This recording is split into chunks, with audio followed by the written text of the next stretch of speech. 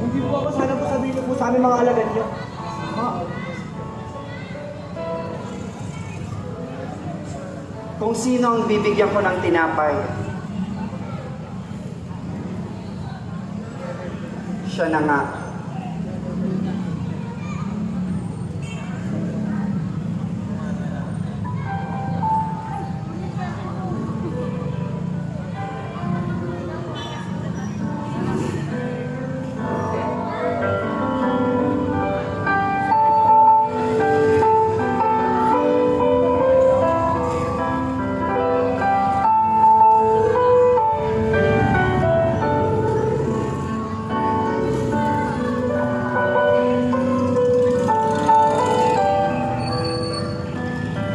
Judas. Judas? Huwag mo nang patagalin. Judas? Ang dapat mong gawin. Maestro, hindi. Hindi ako! Maestro, hindi ako. Hindi ako. Hindi!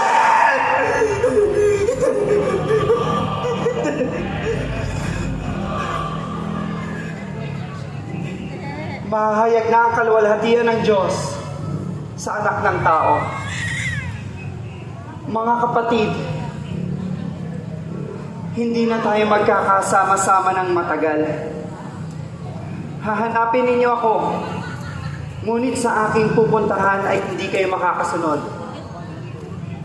Kung papaano ko kayo minahal, magmahalan kayo. Nang sa gayon ay makita ng lahat na kayo nga ang aking mga alagad. Panginoon, bakit hindi po kami maaaring pumunta sa iyong paroroonan? Pedro, sa gabing ito bago tumilaw ang manok, 3 ulit mo akong ikakatuwa. Panginoon, hindi ko po magagawa yan. Kahit mamatay pa po ako sa inyong tabi. Huwag kayong mag-alala. Manalig kayo sa Diyos at manalig kayo sa akin. Sa bahay ng aking ama ay maraming silid. Paroroon ako upang paghanda kayo ng matitirhan. Babalik ako at isasama ko kayo. At alam na ninyo ang daan sa aking pupuntahan. Panginoon, hindi po namin alam kung saan kayo pupunta.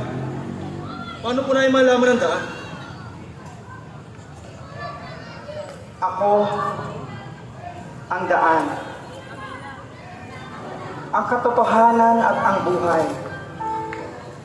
Walang makakapunta sa Ama kung hindi sa pamamagitan ko. Ako ang puno ng ubas at kayo naman ang mga sanga. Lahat ng mananatili sa akin at ako sa kanya ay mamumunga ng marami. Ang hindi mananatili sa akin ay matutuyo at itatapon gaya ng mga sanga. Sila ay titipunin at susunugin.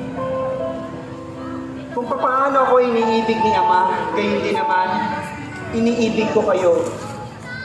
Kaya manatili kayo sa aking pag-ibig. Magmahalan kayo tulad ng pagmamahal ko sa inyo. Wala nang hihigit pa sa isang tao na nagbigay ng kanyang buhay para sa kanyang mga kaibigan. Hindi kayo ang pumili sa akin. Ako ang pumili at humirang sa inyo upang kayo ay humayo at mamunga at manatili kayong mga bunga. Ano man ang hilingin ninyo sa aking Ama, sa aking pangalan ay ipagkakaloob ko sa inyo.